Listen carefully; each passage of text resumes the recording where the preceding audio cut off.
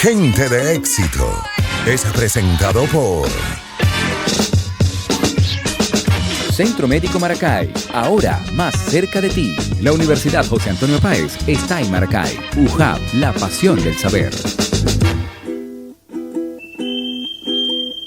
Tonada de luna llena, una creación inmortal de Simón Díaz. Es más que una canción, es como un suspiro del alma venezolana que asciende lento hasta el cielo del llano.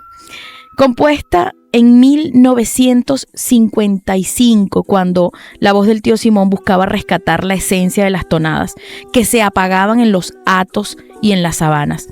Esta obra en ese momento se erige como un canto a la naturaleza, al amor y al tiempo que pasa sin prisa, como el río que acaricia la tierra. La luna es, por supuesto, la musa y el espejo de esta pieza. En ella se reflejan los sueños del hombre llanero, sus nostalgias, sus silencios. Es la guardiana de las noches sin reloj. Bajo su luz, la garza mora, un símbolo de pureza y de deseo. La tonada es un género muy antiguo que llegó desde España y que echó raíces en Venezuela.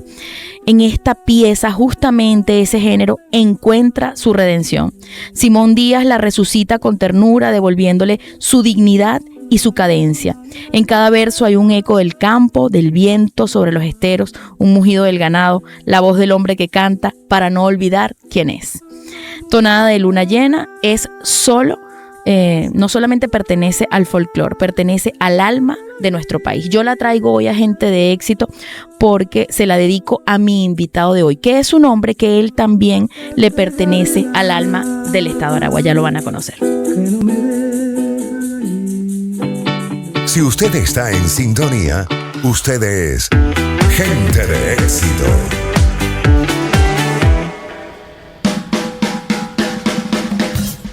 Muy buenos días, amigos de Gente de Éxito. Bienvenidos a una emisión más de este programa que yo quiero tanto, de este programa que cada semana me permite sentarme junto a una persona exitosa, una persona que lo ha dado todo y que lo sigue dando. Hoy en Gente de Éxito vamos a tener un programa muy especial, pero antes yo quiero mencionar al equipo que me acompaña para hacerlo posible. Al control técnico tengo a Carlos Torrealba y en el equipo de fin de semana a Gustavo López. En la edición y montaje está Emanuel Serrano, en la programación de la estación Yorkis Aparicio Palencia, en la gerencia de comercialización está Roberto Tobar y en la gerencia de producción está José Ignacio Moreno, quien también me acompaña como coproductor de este espacio. Juntos hacemos esto que se llama Gente de Éxito. Lo que yo siempre le recuerdo, pero que usted que está conectado con esta emisora ya lo sabe, pero yo siempre se lo quiero recordar. Las vías de contacto @éxitos931, @Andrea Rocha P. Estamos en Facebook, en X y por supuesto en Instagram. Allí pues usted puede encontrar toda la actualidad y comunicarse también con nosotros. Además, le recomiendo muy especialmente que vaya a nuestro canal de YouTube, Mundo UR Regiones. Allí encuentra toda la programación de Éxitos y por supuesto también encuentra la programación de todo el Grupo Unión Radio a nivel nacional.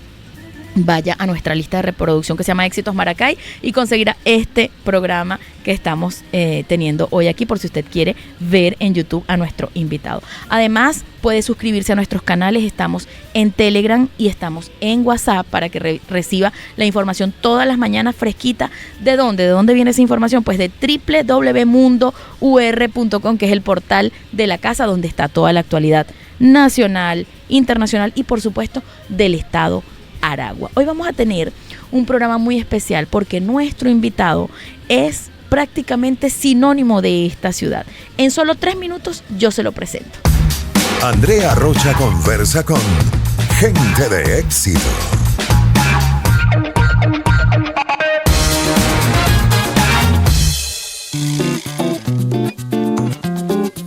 Nuestro invitado de hoy es un hombre que ha hecho de la medicina un camino y de la salud pública una vocación. Nacido y formado en Maracay, su andar ha tejido décadas de servicios entre hospitales, aulas y despachos, donde la ciencia y la sensibilidad humana se dan la mano. Es médico cirujano egresado de la Universidad de los Andes, especializado como internista, psiquiatra y sanitarista. Su obra trasciende el bisturí. Fue arquitecto de estructuras institucionales que dieron forma a un nuevo modelo de atención en Aragua. Su paso por Corposalud, el SAEA y el CENDES deja la huella de quien entendió la medicina no solo como la curación del cuerpo, sino como equilibrio de lo colectivo. Visionario en tiempos de formación. Impulsó la descentralización sanitaria con el rigor del técnico y la pasión del servidor público. En su ejercicio confluye la precisión del clínico, la mirada social del planificador y la sensibilidad del psiquiatra que sabe escuchar el pulso de su gente. Su legado no se mide en cargos, sino en los sistemas que ayudó a construir y en las vidas que mejoraron gracias a su gestión. Hoy, desde Aragua en Red, continúa siendo faro y puente, recordando que sanar también es construir comunidad, sembrar conciencia y mantener viva la esperanza de un país más saludable y más humano. Hoy recibimos en Gente de Éxito a Edgar Antonio Capriles Briceño. ¡Bravo! Doctor, aquí hay que aplaudirse uno mismo. Estoy sorprendido. Ustedes tienen la música, la musa, pero a flor de piel. Ay, muchas gracias. No. Y exagerando algo bastante, pero muchas gracias por esas palabras. Y además, por ese homenaje con la tonada de Simón, que es una hermosura que disfrutamos los venezolanos, sí. Y Edgar Capriles. Tiene rato diciendo que estamos exagerando, pero doctor, a lo mejor usted dentro de su ser no se ha dado cuenta de la magnitud de la huella que ha dejado en nuestra ciudad. Sí. Y creo que no es exageración, creo que no es más que reconocer es mérito. El trabajo que usted durante años ha venido haciendo. Muchas gracias por esa percepción. Creo que tenemos toda una misión en la vida, que la construimos y bueno, yo tracé unas líneas y he caminado por allí para hacer el bien. Bueno. Y yo disfruto lo que hago. Eso es una eso es lo más importante, que quiero dejarles. Sí. Lo que ustedes hagan, disfrútenlo, pero háganlo al servicio de los seres humanos de los demás y van a hacer mucho bien a todos y para ustedes mismos también. Doctor, usted sabe que este programa va a cumplir ya casi 3 años y yo creo que usted era una de esas deudas, ¿no? Porque aquí en el programa hemos tenido mucha gente maravillosa del estado de Aragua y no solamente del estado de Aragua, de estados vecinos e incluso gente que nos ha visitado desde afuera, pero yo creo que el programa a usted se lo debíamos porque usted es una de esas figuras representativas. Usted siempre está en la memoria de cualquier cuento que se echa aquí en el estado de Aragua. Yo creo que eso es muy importante. Comencemos por el principio. Usted es maracayero. Maracayero, nací al frente de la Plaza Bolívar, que estaba el Hospital Civil, cuando el Hospital Civil estaba en la Clínica Maracay. Ajá. Y yo nací allí enfrente. 2 o 3 invitados me han dicho eso. El doctor Capriles es a Maracay lo que Connie Méndez a Caracas. Exacto, ¿no? Así que puedes cantar Yo soy maracayero, de la pura capital. No, yo no puedo cantar porque si canto se acaba el programa. Se acaba el programa. Está bien. Tengo una historia de fracaso. Soy amante de la música, pero una historia de fracaso. No, ya me la va a echar, ya me la va a contar. ¿En algún momento quiso cantar, doctor? Sí. ¿Quiso ser artista en algún momento? No. Ah. Yo quería cantar. Desde muchacho salíamos con un cuatrico, uno de los serenatero. Amigos, sí, a dar serenatica. Y a mí me llamaba la atención que me decían, Edgar, cállate. Desde 14 años, estoy diciendo 14, Qué 15 años. Entonces, yo me inscribo esto fue algo que me ocurrió, me inscribo en el Orfeón de la Universidad, del Liceo Agustín Codazzi, donde yo estudié, y el profesor de música diga do, re, mi, fa, sol, la, si, y él iba dando al piano, y yo do, re, mi, fa, sol, entonces me dice, pase, usted no sé qué, y entonces había una presentación, hicimos 2 prácticas, una presentación el sábado, y cuando estamos en la presentación, habíamos practicado 2 días y él no había notado nada. En la presentación lo único que yo decía era bom, bom, bom, bom, bom, bom. Y de repente lo veo que empieza a buscar aguza el oído y empieza a ver, me ve ¿Cuál a los era? ojos y pone el dedo índice Así, frente al labio y me dice, cállate. Y yo me Creo que callé. los bajos están desafinados. No, yo callé, me callé, seguí moviendo los labios y no volví más nunca. Cúnchale. Me voy a la universidad, mis amigos eran serenateros, yo salía, yo cantaba y yo oía a la Orquesta Sinfónica de Berlín acompañándome. Esto era una maravilla. Y mis amigos me decían, Edgar, cállate, Ya va. cállate. Entonces me grabé con un amigo. Ajá. Qué pena. Qué pena. Dice, ahora lo El entiendo. doctor dijo, no, yo Claro. tengo que corroborarlo por mis propios oídos. Yo canto. el O sea, himno cantaba nacional. bien, pero se oía mal, pues. No. Tal cual, eso es. Es la culpa de los demás. Yo canto en un cumpleaños, yo tengo que cantar por debajo de de los demás. porque yo desentono. Una vez con uno de los músicos de Un Solo Pueblo en Cata estuvo enseñándome, yo fui médico en Ocumare, y estuvo enseñándome a tocar tambor. Y yo andaba emocionado, yo creía que estaba tocando bien y estuvimos 3/4 de hora. Y después me dijo, doctor, siga haciendo medicina, usted no puede. Bueno, pero uno Pero no puede bueno, ser menos bueno mal para todo. porque ha hecho muchas labores importantes por Claro, nuestro estado claro. en la medicina, o sea que tampoco estaban errados No, bueno. los amigos. Me hubiera gustado de más, porque es que yo me veía con una guitarra y componiendo, yo tengo un alma de poeta, algo de poeta, y entonces yo me veía cantando unas canciones que yo escribía y no, nada que ver. Ah, bueno, está bien. Un Mira, amigo- ¿cómo estamos de tiempo? ¿Cómo estamos de tiempo? Yo desde aquí no alcanzo a ver. ¿Vamos bien? Van 6-7 minutos. Ah, sí, todavía me queda un poquito. Doctor, usted... Voy a Sí. aprovechar Ajá. y me voy a retirar. Y lo dejo acá entonces. Estamos Gracias, hablando. José Ignacio. No, pero que además se hizo muy amena la conversación. José Ignacio es el que presenta al invitado, pero a veces se nos une, pero además siempre tiene comentarios muy acertados. Doctor, entonces, usted nace aquí en Maracay y toda su vida transcurre en Maracay hasta que se tiene que ir a estudiar. ¿Cómo fue esa infancia suya? Una infancia tranquila, yo viví arriba del zoológico, como a 100 metros, 150 metros. Yo crecí oyendo el rugir del león, de los leones del zoológico. Eso le iba a decir, usted vio muchas cosas allí. Sí. Y yo vivía en esos cerros, subiendo cerros y tal, y jugábamos pelota. El riesgo en aquella época era que uno lo mordiera una culebra, que uno se fuera por un barranco de eso y se quebrara una pata, como dice uno coloquialmente, o se le saliera el bate a alguien o le dieran un pelotazo cuando jugábamos Pero era muy sano todo. Sí, eso de que hay ahora heridos, tiros o puñaleados. O eso sea, no existía. usted vio al zoológico también en una época de mucho esplendor. Claro.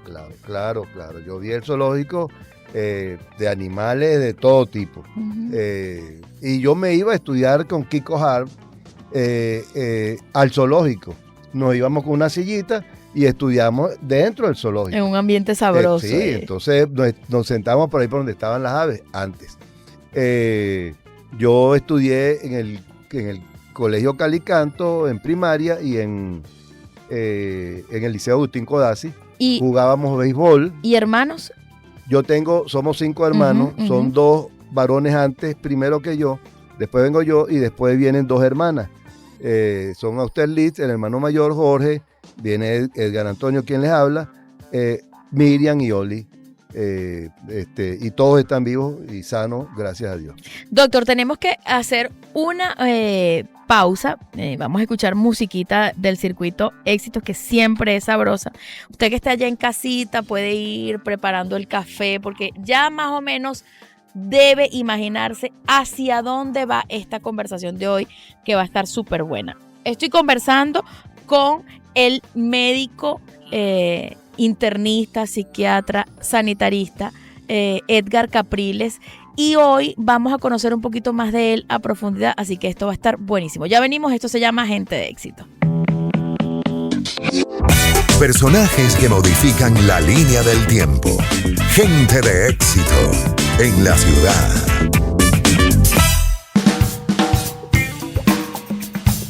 Regresamos a Gente de Éxito y es momento de hacer publicidad. Yo quiero decirles a ustedes algo que ya ha sido noticia en los últimos meses, pero que yo se lo recuerdo, y es que la UJAP está en Maracay. La Universidad José Antonio Páez llegó a la ciudad de Maracay para ofrecer pues carreras muy importantes al estado de Aragua. La novedosa en el estado de Aragua es odontología, y yo le invito a usted que ingrese a la cuenta de Instagram de la Universidad José Antonio Páez Núcleo Aragua para que vea los laboratorios que allí están, las cosas maravillosas que ellos le están ofreciendo a esta ciudad. ¿Dónde los puede encontrar? Mire, www.ujap.edu.be y @ujap_piso Aragua, la pasión del saber. También, por supuesto, quiero hablarles de Centro Médico Maracay, que en este 2025 están de celebración porque están cumpliendo 50 años. 50 años al servicio de la salud en el estado de Aragua. Esa institución tan emblemática que usted se encuentra allí al inicio de la Avenida Las Delicias, bueno, ese es el Centro Médico de Maracay, que además está lleno de especialistas de primer nivel y además con equipo médico de última tecnología para el diagnóstico y tratamiento de las enfermedades. Además, este año, con esa gran novedad, usted puede pagar con cachea allí en cómodas cuotas y sin intereses. Para más información, @Centro Médico Maracay, que ahora está más cerca de ti. Seguimos en nuestra entrevista de hoy. Estoy conversando con el médico Edgar Capriles. Yo le digo a él dice que ustedes están exagerando. Yo le digo a él que pues es sinónimo del estado de Aragua, y yo no tengo miedo en reafirmarlo, doctor, porque a usted no solo lo conoce todo el mundo, sino que lo que usted ha hecho por el estado de Aragua es muy importante, y nosotros hoy se lo vamos a contar a la audiencia de Gente de Éxito. Nos quedamos en esa parte, bueno, donde usted todavía estaba allí en una infancia que podemos definir como una infancia feliz, tranquila, sí, donde echó bastante broma. Sí, cómo no. Jugué pelota, jugué básquet también en el Codazzi, pero por mi tamaño fundamentalmente jugué pelota. Jugué con un equipo de paz de los Estados Unidos que estaban asentados aquí en Maracay, también jugué béisbol, sí. Y en la universidad, cuando jugamos allá, creamos un equipo de jugadores regulares, pero que estábamos, y el trabajo en equipo es importante, que nos convirtió en una potencia en la liga universitaria en la Universidad de los Andes. Ciclo básico se llamaba, y nosotros nos ganamos unos campeonatos, siendo que no éramos todos estrellas, como si ocurría con ingeniería eléctrica, que todos eran jonrones, jonroneros, todos eran no sé qué estrellas, y nosotros bateábamos, hacíamos toque de bola, bateo y corrido, rodeo base, jugamos en equipo y bueno. Y salieron adelante. Salíamos airosos. Pero algo importante, doctor, el momento de tomar la decisión de estudiar medicina, ¿usted siempre supo que eso era lo que quería? ¿Hay otros médicos en la familia? ¿Usted fue influenciado por alguien? Mi papá murió cuando yo tenía 13 años, y mi papá falleció sabiendo que yo quería ser médico. Yo no sé por qué. Pero él no era médico. Él no era médico. Yo no sé por qué, pero yo quería ser médico. Y nunca tuve ninguna duda, voy a estudiar medicina, y entonces me fui para Cumaná, para la Universidad de Oriente. No me gustó porque el ciclo básico era un bachillerato. Ok. Entonces me fui para los Andes, y ahí estudié formalmente y lo mamá, que se llamó el ciclo básico. Y mamá tranquila de que se fuera porque me imagino que era jovencito. Sí, mi mamá queda viuda con 5 tripones. Ella era ama de casa hasta el momento en que fallece mi papá. ¡Qué duro! Y logró echarlos para adelante. Tenemos una historia de que mi papá le pidió que graduara a los muchachos cuando estaba ya en el lecho de la muerte, y ella sacó unas fuerzas que graduó a todos sus muchachos. Nos habíamos graduado los 4 menores, y un día llamó al mayor, que era comerciante ya, y le dijo: no voy a poderle verle la cara a usted, Liz, que era mi papá, porque tú no te has graduado. Mi hermano se cayó la boca, se inscribió en la universidad y le dijo: mamá, aquí tienes el título para que estés tranquila. A mi papá la cara y después habla tú. Nosotros admiramos a mi mamá, era muy dura. ¿Y qué hizo? ¿Qué hizo para echar adelante a esos muchachos? Mi papá dejó unas casitas, de eso vivíamos, pero el techo de la casa donde vivíamos era una casa de zinc, un techo de zinc. A pesar de mi apellido, nosotros no teníamos viene de fortuna. Pero de todas maneras mi mamá... Claro, y que porque cualquiera que escuche el apellido y dice, no, ese viene de una cuna cuna buena, de oro. sabrosa. No era cuna de oro. Es más, mi papá era el que compraba absolutamente todo. Y cuando él fallece, necesitaba unos zapatos y me dicen, tome, vaya a comprar los zapatos. Entonces me voy a una tienda con la más importante aquí en la época, la Rex, y veo esta historia de cómo uno aprende de los errores. Okay. Yo veo unos zapatos bien bonitos que me gustaron, esto es lo que voy a comprar, y al lado o cerca habían unos feos mocasines. Esos bichos sí son feos, digo yo. Entonces entro, se lo pido al dependiente, el que me gustaba, y él entra a buscarlo y sale con 3 cajas y me dice, el que a usted le gusta no está, pero está este que es bien bonito. Y era el mocasín que a mí no me gustaba. Yo tenía 13 años. Claro. Está muy joven y me dice, pero pruebe eso, que seguro que le van a quedar bien. Y me lo pruebo, no me gustan, y me dice, pero qué bueno le queda, me imagino que se lo va a llevar. Y yo de tonto me lo llevé. Cuando después le digo a mi mamá, esos zapatos no me gustan, le dice, bueno, no se preocupe, lo va a cambiar cuando se le acabe. Entonces yo empecé a aprender a imponer mi criterio ante los vendedores. Claro. Entonces tú me vas a vender algo, ya va. Si me gusta, si no, no. Claro, pero es una lección que tuvo que aprender temprano. Aprendemos de los fracasos, de las derrotas. Sí. No nos amilanemos, no nos culpemos. Sepamos por qué fracasamos. Sí, Esto es importante porque eso nos va a ir acumulando logros, y nuestra estructura de personalidad se va a ir consolidando y va a ser más efectiva y más proactiva. Y cuando, doctor, ya se va para la universidad en los Andes, ¿allá solamente se dedicaba a estudiar o tenías que matar tigre para...? No, nada más estudiaba. Ajá. Y bueno, el primer trimestre, esta es otra historia, el primer tercio de la carrera, yo reconozco, y se lo digo a todo el mundo, no me da pena, yo era un estudiante mediocre, porque yo creía que 10 era suficiente y lo demás era lujo. Yo lo decía, hasta que me di cuenta que no es verdad. Y que además, el adquirir conocimiento, ir en la búsqueda del conocimiento es un placer. La vida me ha enseñado, pero uno tiene que interpretar a la vida. Por ejemplo, el día que terminamos la última clase teórica, que ya lo que quedaba era el acto de grado, nos compramos una caja de cerveza y nos fuimos a la cancha de básquet a tomar, y cada quien a tomar una cerveza, y cada quien dijo lo que quería hacer.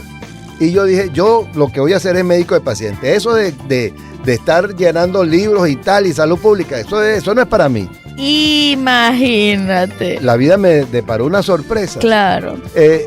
Yo no sabía lo que decía. Claro, la explicación es que los profesores de salud pública no sabían dar la materia. Claro, no transmitían lo interesante que es. Resulta que un cirujano salva una vida en una intervención quirúrgica, y un salubrista salva miles de vidas con las políticas. Con las políticas públicas. Sí, tal cual. ¿No? Entonces, después, la vida me puso en un cargo donde tuve que definir, de diseñar, entender la salud pública, lo hermoso que es. Sí. Y bueno, entonces allí nacieron, tuve una experiencia que seguramente vamos a hablar de ella. Doctor, ¿y cuando se gradúa, se queda en Mérida o de una vez se viene para Maracay? No, nos venimos para Maracay, mi esposa estaba embarazada. Ah, porque ya casado tempranito. Yo me casé estudiando. Tuve un ataque de locura, una psicosis, y me enamoré de una mujer con la que todavía sigo viviendo. Bueno, sigue con su ataque de locura. Sí, tengo 52 años de casado, felizmente casado, afortunadamente. Qué maravilla, vale. Tenemos 4 hijos, todos profesionales, unos hijos maravillosos, y bueno, y vivimos, déjeme decirles, vivimos en el mismo apartamento que compramos cuando llegamos a Maracay. ¿En serio? Sí. Y doctor, ¿y usted se casa entonces a qué edad más o menos? A los 21 años. ¿Y ella merideña? No, ella era de Punto Fijo y estaba estudiando en Mérida también. Ajá, ¿y qué estudiaba ella? Bioanálisis. Ok.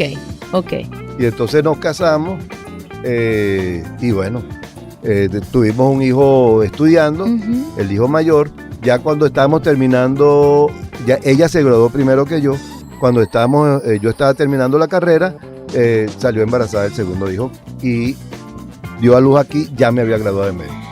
Está muy interesante ese cuento, sobre todo porque a esa edad, o sea, tan jovencitos, empezando su vida pues productiva, y entonces tener que enfrentar el reto pues de 2 hijos tan temprano.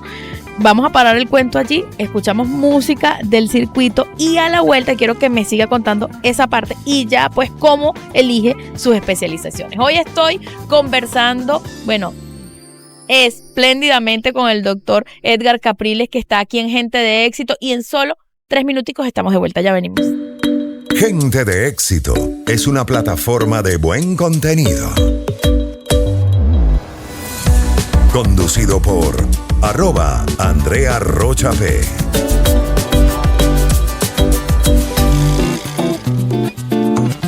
De vuelta en Gente de Éxito esta mañana, que está siendo extraordinaria porque estoy entrevistando al doctor Edgar Capriles, que me está contando ya, pues vamos avanzados en el cuento y nos quedamos en la parte en la que regresa a Maracay, termina la carrera en los Andes y se viene, pero no viene solo. La mamá habrá dicho, bueno, pero regresó premiado.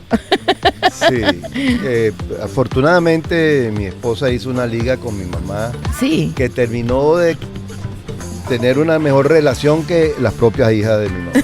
Mi mamá quería ir Su esposa debe ser una mujer muy inteligente, porque 50 y pico de años hay que verle la cara. Una vez, para que tú veas la relación, estábamos reunidos todos en la casa de mi mamá, en la casa materna, estamos haciendo una parrilla, y entonces ella se sienta al lado mío y le digo, mira mamá, ahí no estaba en ese momento presente, ella estaba en la casa pero no estaba presente, mi esposa, y le digo, mira mamá, estoy enamorado de una mujer que conocí, que estoy loco con ella, y de repente me sorprende mi mamá y se para brava y me dice, yo parí 3 varones y 2 hembras, pero usted se va con esa mujer y yo tengo 3 hembras y 2 varones, ve a ver qué va a hacer. Y se fue brava y yo, mamá. Déjame terminar el cuento. Le estaba echando broma. Claro. Y entonces ella con mi esposa tenía una relación extraordinaria, era una hija. Y mi esposa quería a mi mamá muchísimo. Y ustedes llegan aquí y se ponen a trabajar los dos, cada uno en su área. Sí, ella tuvo suerte porque ella llega y va a buscar trabajo en la universidad, en el núcleo Aragua de bioanálisis aquí. Y resulta que el director era un amigo de ella y estaban necesitando profesores. Y ella trabajó en hematología. Y como él sabía que ella trabajó allá en hematología, si es que necesitamos abrir, no tenemos un solo profesor de hematología, vente. Y entonces, bueno, pegó inmediatamente, rápidamente. Yo empecé a hacer mi primer día de trabajo como médico, fue un 31 y el segundo 31 de diciembre, un 1 de enero, en San Casimiro, donde yo empecé. Pero de broma tuve un accidente gravísimo porque una gandola me quitó la derecha.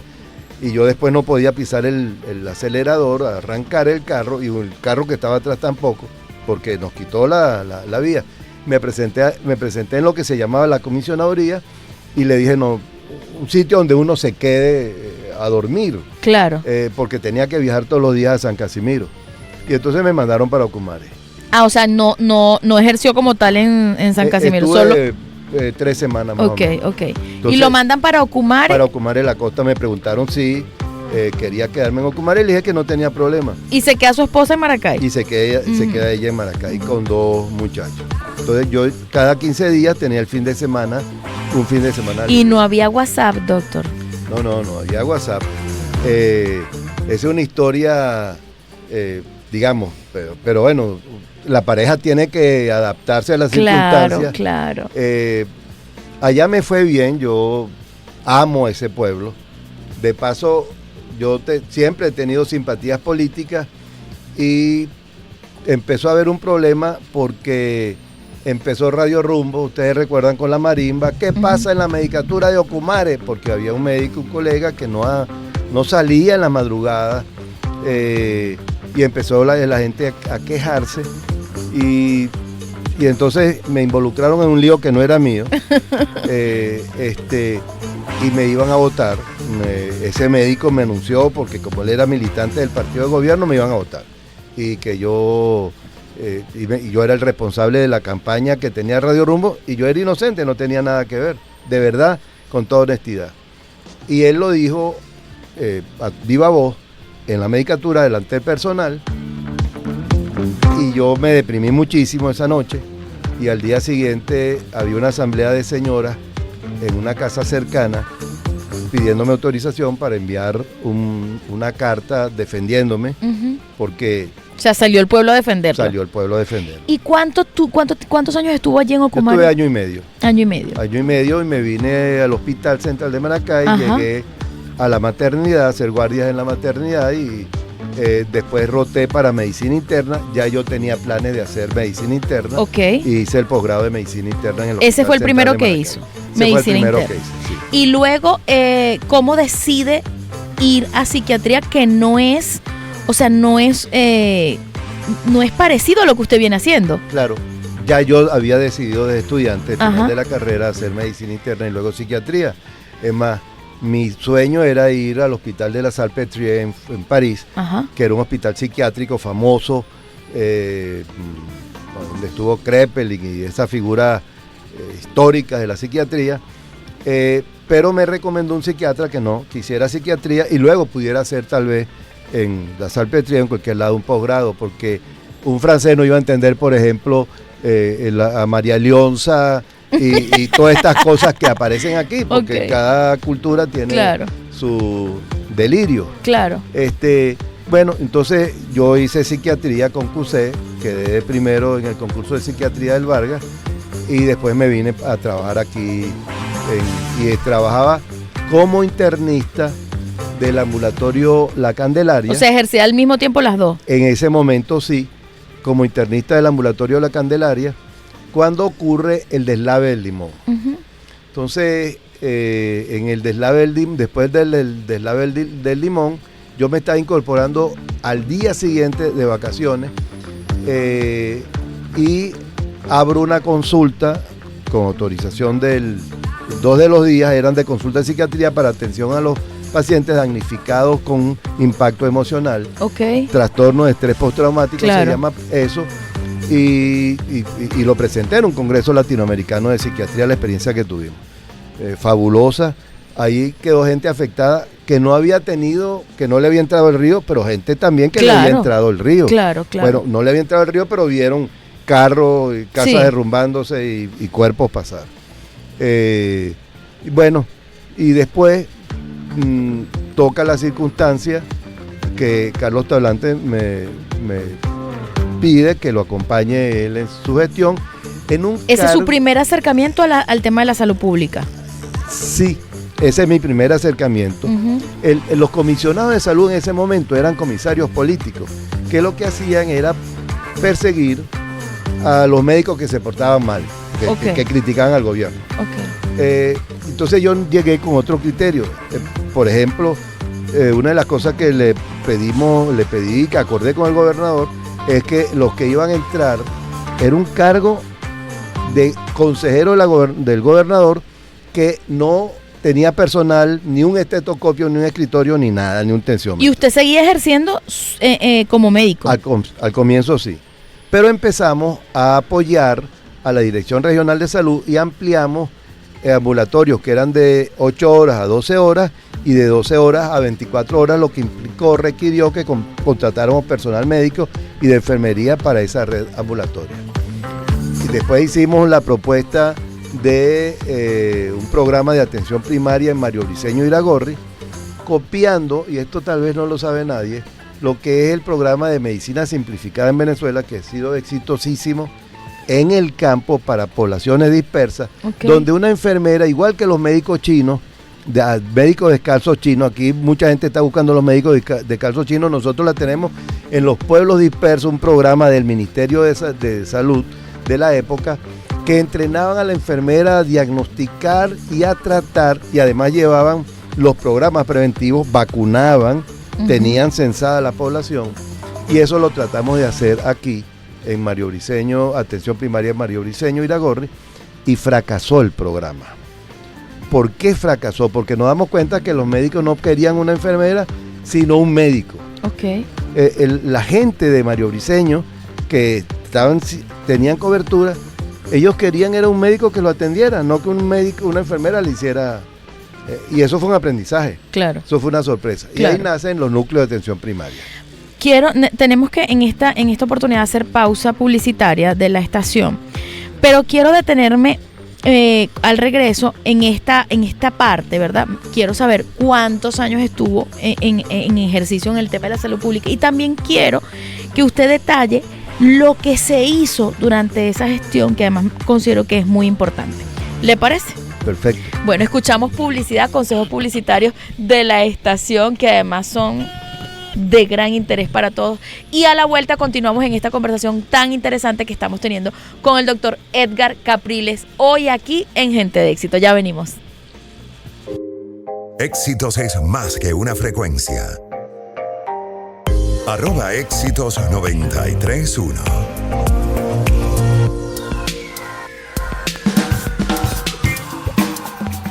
Regresamos a Gente de Éxito. Hoy estoy conversando con el doctor Edgar Capriles, que me está contando su historia, y me quedé justamente, doctor, en ese momento en el que usted ingresa a la salud pública en el estado de Aragua, pero con otra visión, con otro criterio, y comienza a hacer cambios. En el tiempo que estuvo completo en la salud pública, ¿cuánto tiempo fue? A mí me nombraron, bueno, desde el principio el cargo de comisionado de salud, que fue en el 90 hasta el 96, mediados del 96, que entregué el cargo a Oscar Feo, que era el director regional, presidente de Corpo Salud, designado por Fidalgo Bolívar. Pero a usted este tema lo enamoró, lo embaucó, Totalmente. lo atrapó. Totalmente. Y es bien interesante porque,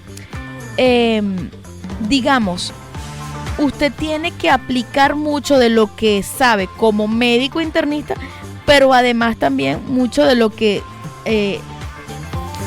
aprendió en psiquiatría, para que la gente lo tenga totalmente claro. Un internista, ¿qué hace específicamente, brevemente? Un internista, un especialista en el ser humano, en el adulto. Especialista en todas las áreas. Él puede llevar casos de endocrinológicos, neumonológicos, cardiológicos, solo que el cardiólogo, neumonólogo, endocrinólogo va un poco más allá. Ok, digamos que es el primero que podría derivar a otros especialistas. Exactamente. Okay. Primero es el médico general, pero el internista es un posgrado de 3 años, medicina interna. Después psiquiatría, entonces específico sobre el psiquismo. Eso, el psiquiatra. Estamos muy acostumbrados o tenemos muy cercano la figura del psicólogo, pero el psiquiatra es otra cosa. ¿Qué hace un psiquiatra? Un psiquiatra sabe del cuerpo humano, de la estructura orgánica, Okay. que el psicólogo tiene un déficit porque no estudió medicina. Pero además el psiquiatra se forma en todo lo que tiene que ver con la estructura psíquica y el funcionamiento y las patologías psiquiátricas. Okay. El psiquiatra va mucho más allá y tiene herramientas para atender trastornos psiquiátricos mayores que no lo tiene el psicólogo. Por ejemplo, los trastornos psiquiátricos mayores hay que medicar. Okay. Es decir, un trastorno bipolar, una depresión mayor, un trastorno de ansiedad, hay que medicarlo, sin ninguna duda. No lo puede hacer por ley el psicólogo, pero pueden ser complementarios. Hay psiquiatras que solo medican y hay psiquiatras que medican y hacen psicoterapia, que ese es el caso mío, yo también hago psicoterapia. Ok, y el especialista en salud pública es el que diseña estructuras para la atención de la población. Para atender los problemas de salud de la población.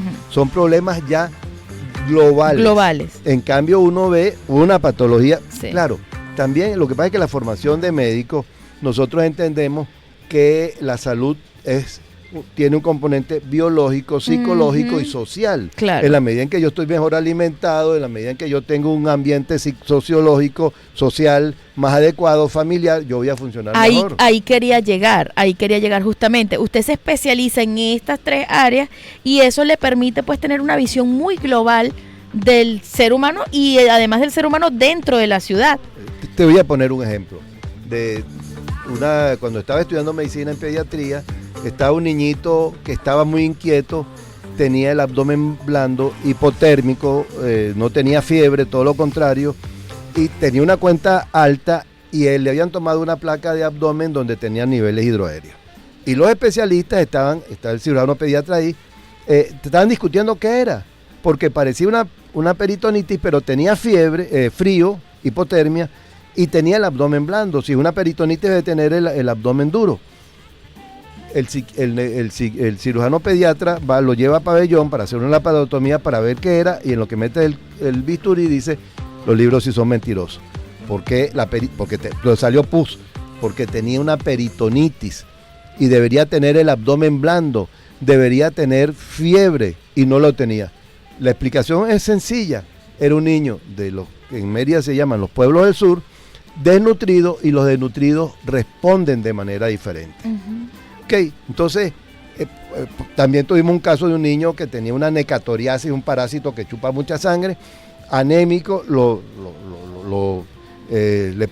le nivelaron los niveles, los niveles le llegaron a la normalidad, los niveles de hemoglobina, pero el pediatra nos hace una pregunta, ¿qué vamos a hacer? Se va a ir para su casa, donde va a estar en contacto con los mismos parásitos. Es decir, el médico tiene que ver con el ambiente, con el entorno. Eso es muy importante. Por eso yo vine siendo médico rural con unos muchachos de Ocumare a denunciar que estaba en Ocumare, salía el agua por la tubería marrón, y me llamaron la atención. Me dijo que estaba atacando a la institución que me contrató, y le dije, no, ya va, yo soy médico, soy empleado del Ministerio de Salud, no soy empleado del INO, y como médico yo tengo la responsabilidad de llamar la atención, aunque sea públicamente, para que el agua sea potable, porque eso enferma a la gente, y estoy haciendo prevención. Claro. Los médicos tenemos que hacer prevención, pero si se hace a través de las políticas públicas es mucho más efectivo. Hablemos de esas políticas públicas en las que usted influyó dentro del Estado de Aragua. Si yo le preguntara a usted, dentro de esos años que estuvo allí, ¿cuál fue su mayor logro? Fíjate, yo participé posteriormente en un estudio de evaluación de la descentralización, y Aragua salió muy bien parado, con el CENDES, muy bien parado. Nosotros tumbamos la tasa de mortalidad de niños de menores de 1 año y menores de 5 años de golpe. Con un programa del ministerio, nosotros no inventamos nada. Claro, cuando fracasamos con el programa de medicina simplificada en la ciudad y metimos médicos, entonces ahí le metimos 4 componentes. El de salud, propio de los núcleos de atención primaria, nace de un curso medio de salud pública, que uno de los que trabajan conmigo, 2 estaban haciendo el curso medio. Entonces hicimos un esfuerzo por modificarlo y que fuera una tesis de grado de los muchachos, donde tenía un eje de salud, un eje cultural, un eje deportivo y un eje ambiental, porque había que ocupar a los niños de la comunidad en alguno de esos ejes, porque con eso hay menos riesgo de delitos, de consumo de drogas, es decir, y de estructuración de niños sanos. Yo fui con un cuñado mío a un pueblo de La Victoria, donde había un núcleo de atención primaria, que nos invitaron, yo no sabía que iba a haber, y de repente salen unas niñas bailando vestidas, la comunidad las vistió y las pusieron a bailar, y había una señora que era profesora de danza y tenía un grupo de danza, y eso es lo que nosotros queríamos. Eso fue lo que hizo el alcalde de Medellín, luego que controlaron el tema del consumo del tráfico de drogas, ocupar puestos que estaban con actividades culturales y tal, con seguridad, que estaban tomados por los traficantes de drogas. Bueno, ese fue el programa, y vino la directiva en el momento en pleno de la Sociedad Venezolana de Psiquiatría. Pero, por ejemplo, también el tema de Asodian. Asodian nace porque Pedro Mosqueda, diputado, y Cristóbal Fernández de Aló, también diputado, metieron un presupuesto para un tomógrafo en el Hospital Central de Maracay. Y bueno, iban a escamotear, después que estaba aprobado y era ley de la República, lo iban a escamotear. El gobernador Tablante hizo una maniobra en la instalación de la Asociación de Gobernadores y le dijo al presidente de FIMA, que era el que tenía que comprar el tomógrafo, que ya casi estaba eliminado, le dijo, mira, fulano, ahí está el doctor Capriles para que saquen el tomógrafo a licitación. Y el tipo no le quedó más remedio que sacarlo a licitación. Se instaló en el hospital, en áreas adyacentes al hospital, y se creó, porque nosotros creíamos que debía participar la sociedad en la gestión de servicios de salud. Sí, y entonces se crea Sodian, como había nacido Los Amanes, que también participaba el señor Juan Pinto, a Sodian Carmine Maratea, el cardiológico después con Tulio Capriles, y que fueron emblemáticos en el país. Sí. Tengo una preguntita. Usted, antes de que comenzáramos a grabar, hablábamos pues de ese momento en el que ustedes se valen pues de traer especialistas de afuera para que vinieran a ayudar a armar pues políticas dentro del país. Quiero que al regreso de nuestra pausa hablemos de ese tema, ¿sí? Vamos a escuchar música de éxito y a la vuelta continuamos en esta conversación con el doctor Edgar Capriles, que usted ya pues me está entendiendo porque yo le decía que esta iba a ser una conversación muy interesante, que seguro usted está en casita disfrutándola tanto como yo. Ya venimos. Éxitos es más que una frecuencia.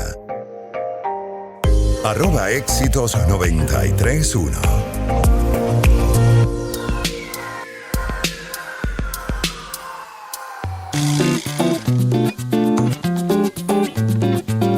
Regresamos a Gente de Éxito y es momento de hacer publicidad. Mire, yo quiero invitarle a usted a que visite el campus de la Universidad José Antonio Páez aquí en Maracay. Está allí entre los municipios Girardot y Mario Briceño Iragorri, ahí en Caña de Azúcar. Usted encuentra esas instalaciones que están maravillosas, reacondicionadas, y si usted va tempranito ve cómo eso es un hervidero de jóvenes que están comenzando su formación en la Universidad José Antonio Páez, que ahora está aquí en Maracay con una oferta académica bien interesante, con ingeniería, con computación, con mercadeo, con administración, derecho, pero además con odontología. Y si usted conoce los laboratorios, bueno, va a quedarse enamorado como yo. Así que yo le invito a que vaya a la página de la Universidad José Antonio Páez en Instagram, UJA Piso Aragua, la pasión del saber.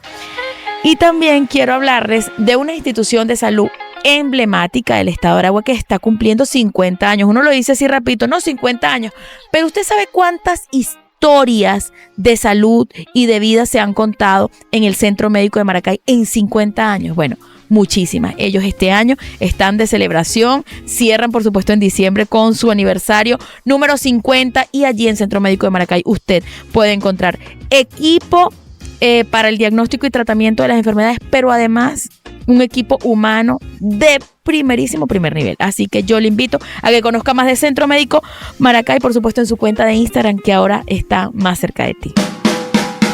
Y yo sigo conversando en esta jornada con el doctor Edgar Capriles y quería, doctor, que usted me contara de eso que ya me había anticipado cuando estábamos comenzando o preparándonos para comenzar a grabar el programa.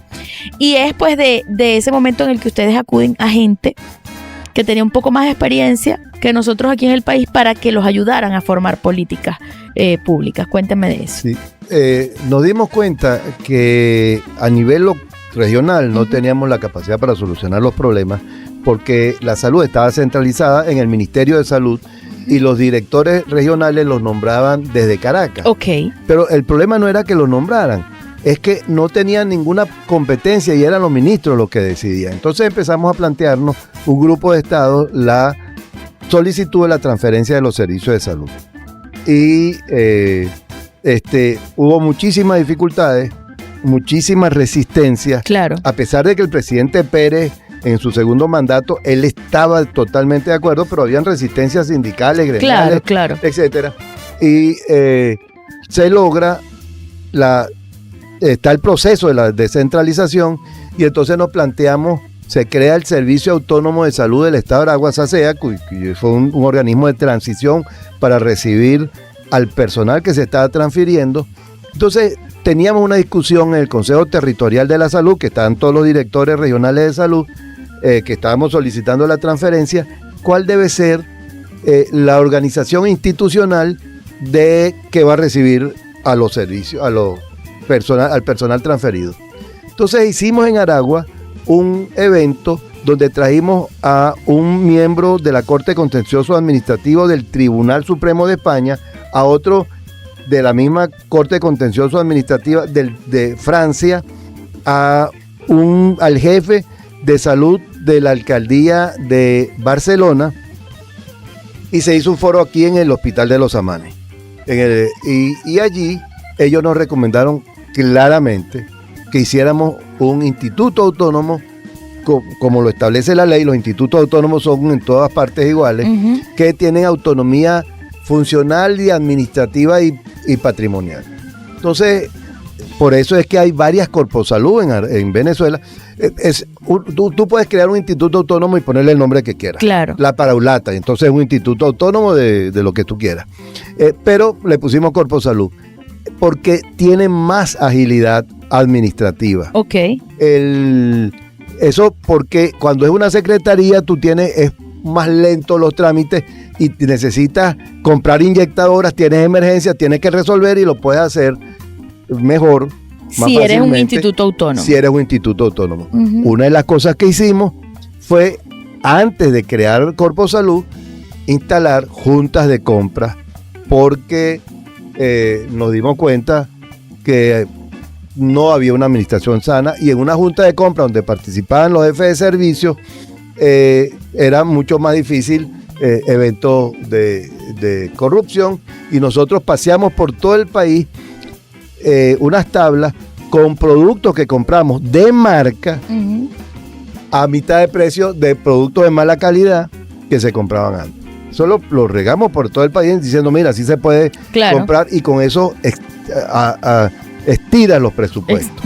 Un tema allí con la descentralización fue que cuando Velázquez asume la presidencia de la República, nos plantean todos los estados, que eran 7 estados que estaban pidiendo la transferencia de los servicios, pedíamos que nos dieran los pasivos laborales completos, porque había desconfianza del Poder Nacional. Podían transferirnos y después nos jubilaban, y entonces se convertía en una carga para el Estado. Entonces, un proceso de negociación que era a 4 manos prácticamente, porque el gobernador con el presidente y los gobernadores con el presidente y los ministros, estaban la gente de Procuraduría aquí y de la Comisión de Descentralización con la gente de la Procuraduría y los directores regionales también con el ministerio, nos ofrecen un aporte pequeño de transferencia, y todos los gobernadores dijeron que no. Yo me vine derrotado porque yo era de los que creía que teníamos que recibir el 100%, y la visión política, Tablante me escucha y me dice, Edgar, tenemos que aceptar la propuesta. Porque no había reales, pero nos iban a dar unos bonos de la deuda y tal, habían algunos mecanismos compensatorios, nos daban el 40% en efectivo que se depositaron en un banco, y habían unos recursos de la deuda y tal. Y él se para, me dice, me convence, me dice, es la única forma de que los núcleos tengan vida, es la única forma de que los programas preventivos, lo que tú estás haciendo, era sacrificar una cosa por la otra. Por la otra, sí. En ese proceso de negociación, y le dijo al ministro, levantó el teléfono y le dijo, Aragua va a firmar. Y Aragua fue el primer estado que firmó. Los gobernadores de otros estados, los otros 5 estados, se molestaron un poco, pero a los 4 meses firmaron la descentralización también. ¿Cómo se siente usted a nivel personal, haciendo la retrospectiva y la evaluación de su paso por la salud pública en Aragua? Bueno, yo hice lo mejor posible, creo que hubo logros, creo que hay retrocesos, se centralizó la salud, lamentablemente. Los mejores sistemas sanitarios del mundo son descentralizados, y si lo que estamos buscando es el bien común, pues yo creo que hay que descentralizar. Ahí está Corposalud. Corposalud puede dar muchísimo más de lo que da. Pero es un logro de esa generación de ustedes. Claro, yo soy el diseñador el arquitecto de la Corporación de Salud del Estado de Aragua, sin ninguna duda. Eso fue, yo le iba diciendo al procurador del Estado, Perkins Rocha, que cómo era que yo estaba visualizando, y era un holding como PDVSA lo era en el momento, que era PDVSA la gran empresa y tenía unas empresas, Lagoven, Maraven, Pequiven, y que eran autónomas, claro, pero seguían unas políticas públicas. Usted es modesto, pero yo creo que la definición es un paso un paso exitoso por las políticas públicas de salud en el Estado de Aragua. Pasa que usted es modesto consigo. Claro, pero a lo mejor usted quiso hacer mucho más, no hay pero qué importante lo que hizo, y lo que hicieron con el equipo. No hay duda. El ejemplo yo estoy en Gilberto Rodríguez Ochoa, el primer ministro de Salud de Hugo Chávez, me pide que lo acompañe en la gestión, y entonces dentro de un diseño estratégico yo iba a representar al ministro en las reuniones con la red de las sociedades científicas médicas de Venezuela, que tienen un prestigio. Entonces yo iba a las reuniones y voy un día, y el fin de semana anterior hubo un congreso de neurología tropical en Aragua, y el presidente de la Sociedad Venezolana de Neurología llegó y dijo: venimos de una visita en Aragua del Congreso de Neurología Tropical, y nos enseñaron lo que están haciendo. Esto es lo que allá están haciendo, lo que nosotros soñamos.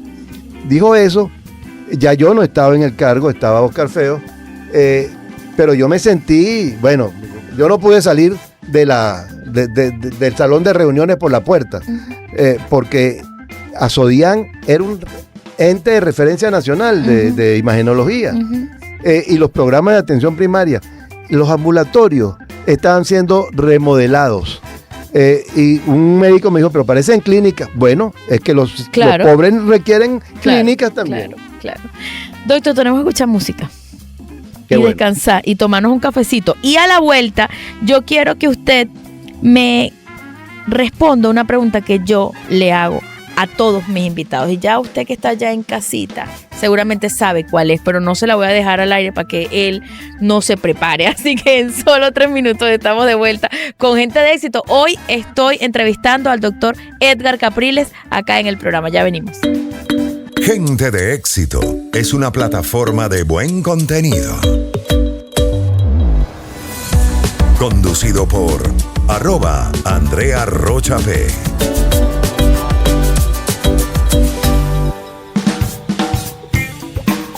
Regresamos a Gente de Éxito, una jornada maravillosa que estoy teniendo con el doctor Edgar Capriles. Que, doctor, usted sigue en su ejercicio profesional de la psiquiatría. Sí, señor. ¿Qué es lo que a usted más le gusta de la psiquiatría? Todo. O sea, pero tiene ayudar a la gente. Eso, tiene que haber algo que usted diga: yo hago esto por esto. A mí me gusta ayudar a la gente. Yo vi a una paciente recientemente y le dije: yo creo que yo tengo que pagarte esta consulta. ¿Usted a ella? Sí, porque ella estaba de un bien, estaba muy bien. Dijo: nunca me había sentido así, me siento muy bien, doctor. Esto es una maravilla, de verdad. Yo estaba pensando divorciarme y ahora vamos a hacer terapia de pareja y tal. Ella tiene una historia de depresión y de ansiedad muy larga desde la infancia. Y entonces yo le dije: yo tengo una satisfacción cuando mis pacientes dicen que mejoran. Y entonces le dije: yo creo que tengo que pagarte la consulta porque yo me siento muy bien. Claro, uno tiene que cobrar porque obviamente tiene que vivir. Pero eso, a mí me gusta que la gente esté bien. Mis pacientes, cuando mejoran, yo me siento muy bien. Una paciente me dijo, con un trastorno de ansiedad crónico, muy crónico, el problema de los pacientes ansiosos es que no siguen las indicaciones, y en Venezuela no tomen medicamentos, claro. Pon de tu parte y ten fuerza de voluntad. Y ella, después de un año de seguir las indicaciones al pie de la letra, yo le digo: bueno, mira, yo creo que no tengo que darte cita, te voy a dar lo que se llama cita abierta porque yo te veo muy bien. Y entonces ella me dijo: doctor, yo necesito una cosa, dime, yo quiero abrazarlo, yo estoy agradecida con usted y yo Pero lo qué abracé, fue un satisfactorio. placer ayudarlo. Y con los pacientes que no mejoran, uno pelea, y generalmente uno encuentra siempre, no, bueno, no tomé la pastilla, no Claro. hice esto, no hice Hay aquello. algo allí que no ha Claro. sido... Porque las enfermedades psiquiátricas generan algoritmos cerebrales Ujú. que te llevan a repetir el sufrimiento. Algoritmos cerebrales. Algoritmos cerebrales. Ahora que está tan de moda el uso del término, Del término, ajá, pues por ahí se va. es porque son como patrones. Son patrones. Ujú. A ver, una persona ansiosa se caracteriza por sobrepensar, entonces está pensando las consecuencias negativas de tal o cual cosa y pasa de un problema a otro y a otro y a otro y a otro. Y a veces solamente está aquí. Y generalmente Sí, está aquí, está en la cabeza. ¿Y cómo lo controlas? El tema es que tú tienes que entrenarte Ujú. para ver la solución del problema, que es un problema real, plantearte una solución y ver el problema solucionado. Eso para todos los problemas. Y en la medida en que lo vas haciendo, se crea otro algoritmo diferente. Es como YouTube. Yo pongo, por primera vez me meto Ay, me encanta esa comparación que creo que va a ser. y veo, meto vida animal salvaje. Ujú. Entonces, la próxima vez que me meta, me va a meter vida salvaje. Ujú. Vamos a suponer que pongo temas de salud, vida salvaje, la próxima vez, vida salvaje y temas de salud. Lo que usted me está queriendo decir es que el cerebro literalmente funciona como los algoritmos Matemático de o sea, lo que le metemos al cerebro es lo que nos va a alimentar. Si yo le meto preocupaciones y consecuencias catastróficas, voy a empezar a tener respuestas emocionales catastróficas. ¿Y qué es la ansiedad?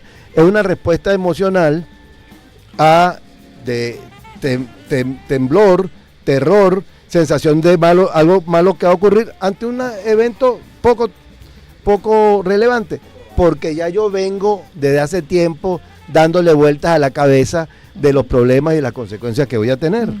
Entonces el tema es que aprendan a tener ¿Qué es lo que uno tiene que meterle? a meterle a la cabeza soluciones. Sí, sí. Y en la medida en que tú lo entrenas, aparece un problema serio y tú le metes soluciones. Y entonces respondes normalmente, no tienes ansiedad. Sí, sí. Y la ansiedad crónica lleva a depresión. Sí. Entonces, y hay Y a enfermedades. otro tipo de y a otras enfermedades enfermedades cardíacas y bueno. De todo tipo. Sí, Entonces, sí. claro, descartando que haya otra enfermedad de base, porque Claro. puede haber en la ansiedad y taquicardia, pero hay que descartar. Claro. El viejo libro de psiquiatría decía, el paciente ansioso va primero al cardiólogo. Claro, para ver si en realidad no hay algo Porque allí. él tiene taquicardia. Claro, claro. Generalmente, un 80%. Y entonces, él cree que tiene un problema del corazón y siente que se va a morir el corazón. Y la taquicardia es por la ansiedad. Y está el corazón perfecto. Sí, sí. Los hipocondríacos, por ejemplo. No, la hipocondría es otra patología Ajá. en la que yo siento que tengo muchas Enfermedades. Y voy pasando de una enfermedad a otra, del hígado, de los riñones, del corazón, del cerebro. Ay, siendo Y- yo.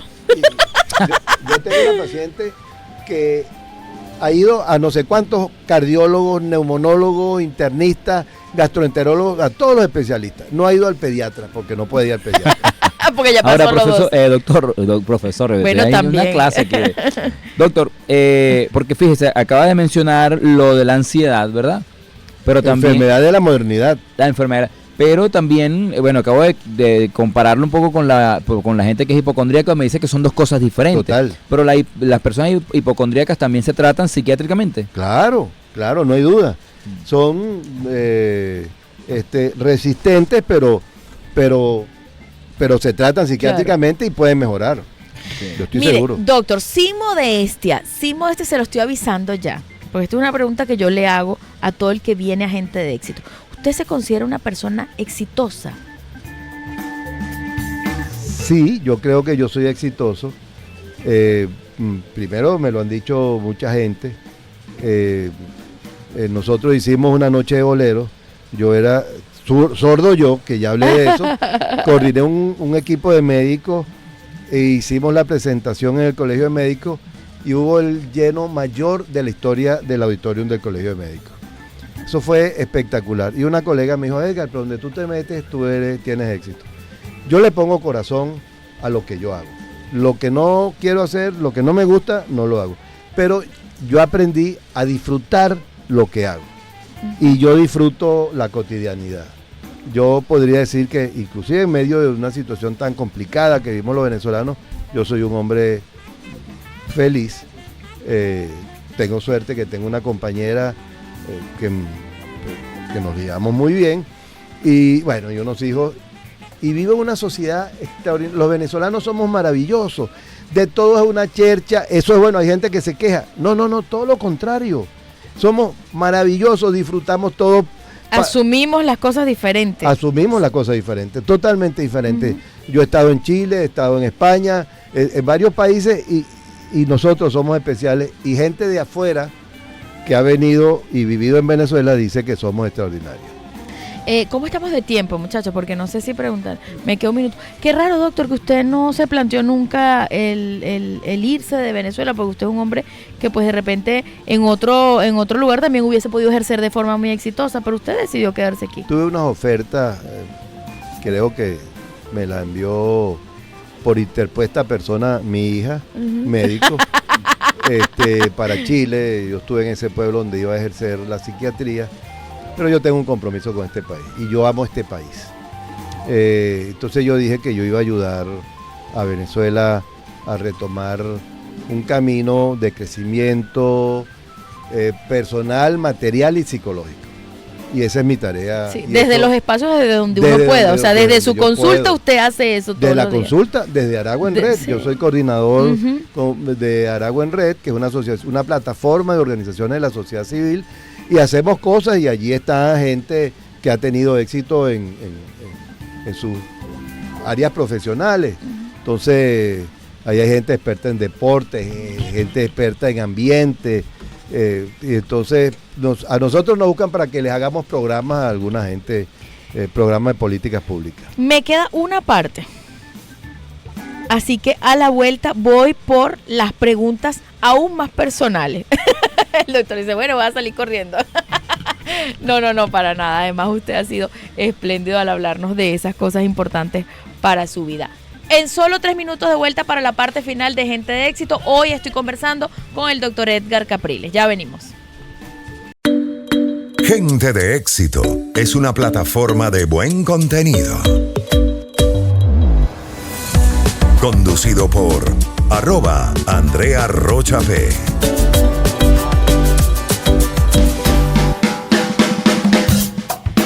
Parte final de Gente de Éxito y debo confesarle que ha sido un programa maravilloso. Yo me lo imaginaba porque el doctor Edgar Capriles es un hombre con el que da gusto conversar, doctor. Y bueno, yo le quiero preguntar en primera instancia, ¿le ha gustado venir al programa? Estoy encantado. Lo que falta es una copita de vino. No nos dejan, en el estudio no se puede meter nada de eso, pero la podemos cuadrar. Qué bueno, doctor, qué bueno que le haya gustado, porque además yo creo que su historia es muy importante que la gente la conozca y que quede allí en YouTube para que usted la pueda compartir con quien quiera. Doctor, usted cuando llegó aquí me dijo lo importante que para usted era continuar trabajando, a pesar de que usted, bueno, ya se jubiló, ya usted podría estar en su casa con 4 muchachos exitosos que podrían estarlo manteniendo, pero no, usted sigue trabajando. Sí, yo sigo trabajando, sigo haciendo consultas, trabajo previa cita y bueno. ¿Por qué es tan importante mantenerse activo? Esa pregunta es muy importante. Yo siempre me lo planteé porque es que el cerebro desocupado se deteriora. En cambio uno... ¿Qué frase? Me ha dado la frase del programa, yo.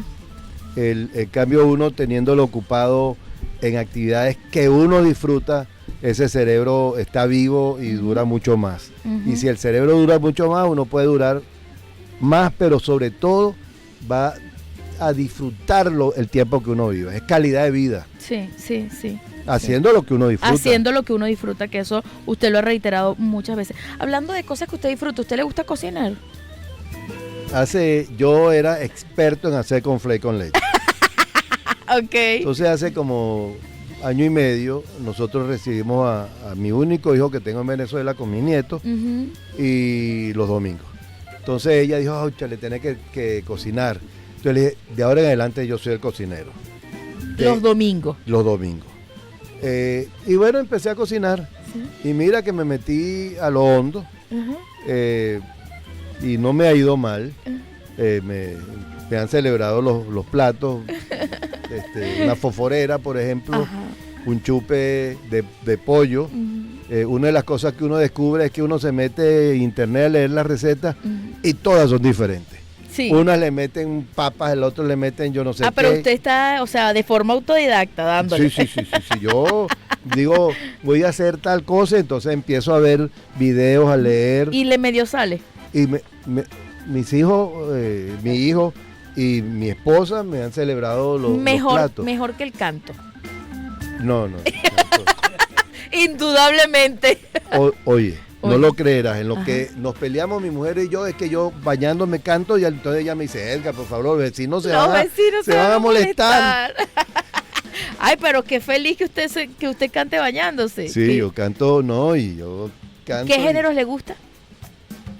La música moderna, yo soy adulto contemporáneo, me gusta el bolero, soy amante del bolero. Cuando vuelva a hacer una noche de bolero, invítenos porque José Ignacio y yo tenemos nuestro guardado. El Tito Rodríguez para mí es uno de los cantantes de bolero más importantes. Me gusta la música latinoamericana, me gustaba de siempre la música chilena y como mis dos hijas hembras están en Chile, yo tuve oportunidad de ir a ver grupos folclóricos allá, inclusive... ¿Ellas son médicos? Una es médico y la otra es experta en mercadeo. Ok. Entonces está la mayor de las hembras que estaba buscando un hijo de hace tiempo, acaba de hace 2 meses tener su primer hijo. ¿Cuántos nietos tiene ya usted? Tengo 5 nietos. ¿Y eso es verdad que los quieren más a los nietos que a los hijos? Lo tiene Eso chocho, no mira se cómo puede, le cambió la eso mirada. No se puede explicar, eso solamente cuando uno lo entiende cuando lo vive. La relación con los nietos es otra cosa. Mi nieta que vive en Punto Fijo, ella se viene en vacaciones. Bueno, en febrero nos dijo, abuelo, estoy contando los días para irme para allá. Y entonces, usted derretido. Ella hace cosas que... Esa es una niña anormal, en el buen sentido de la palabra, porque ella come de todo, a diferencia de los niños que son, eso es habitual, que los niños son, sí, no me gusta esto, no me gusta, ella come de todo. Abuelo, ¿por qué no comemos brócoli? Sí, yo iba a decir brócoli. Sí, abuelo, tú me dijiste que me ibas a hacer un pulpo. Y pulpo hay. Qué chévere. Y ella... abuelo, me voy a acostar contigo.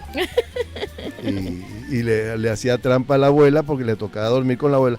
Porque nosotros tenemos una cama grande, pero los tres no cabemos porque ella se mueve mucho. Claro. Entonces, cuando ella duerme... Una noche aquí, una noche aquí, una noche allá.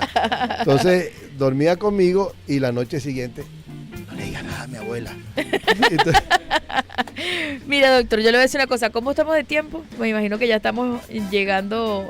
¿Cuánto me queda? Todavía me queda.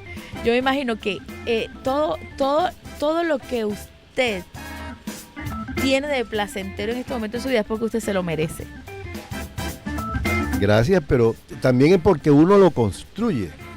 Pero viste qué inteligente, porque tal cual es así, o sea, no es que eso le llegó del cielo. Usted también se planificó. Claro, yo lo primero es ser sincero con uno mismo primero y luego con los demás. Un operativo de salud de lo que yo siempre fui enemigo cuando Tablante era gobernador, que me pidió un operativo de salud y el negro Trujillo me ayudó a montarlo y fue exitosísimo. Y Tablante me felicita en el lugar y yo le digo, pero usted sabe que esto es pura demagogia.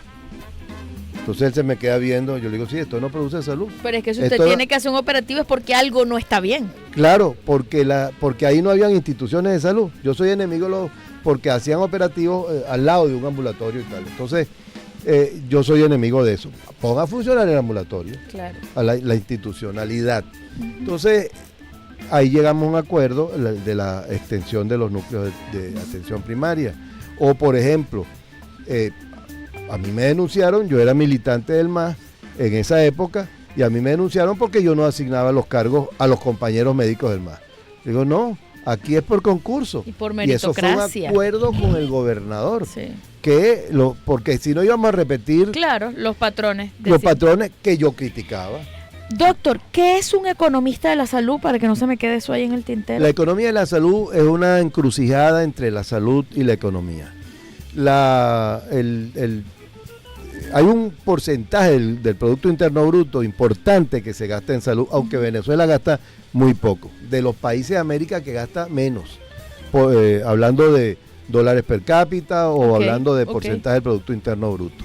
Y entonces, economía de la salud lo estudian gente del sector salud o economistas, administradores, contadores, y aprenden de políticas públicas y los costos de esas políticas En públicas. eso se especializó usted. Yo me especialicé en eso en la Universidad Politécnica de Valencia. ¿Usted ha escrito libros? Si no, me hace el favor y llega escribiendo, grabando o haciendo algo de eso. Nosotros participamos y escribimos 3 libros. Nosotros éramos un grupo en el CENDE sobre la descentralización. El último teníamos el dinero y no se pudo publicar porque no tenía la autorización, que eran los resultados definitivos del proceso comparativo de la descentralización de los estados que habían solicitado la descentralización y los que no lo habían solicitado, como habían avanzado. Pero también en uno de psiquiatría, donde aparezco como Iván Capriles, el autor, porque mis compañeras me decían Iván, Ok. porque una profesora de la Universidad del Hospital Vargas me dijo, tú tienes cara de Iván el Terrible, porque yo era el único, yo tuve la suerte y estuve bendecido, porque en los 2 posgrados de medicina interna y psiquiatría yo era el único varón y era consentido por mis compañeras. Claro. Entonces, bueno, y yo siempre he sido echador de broma y siempre digo cosas.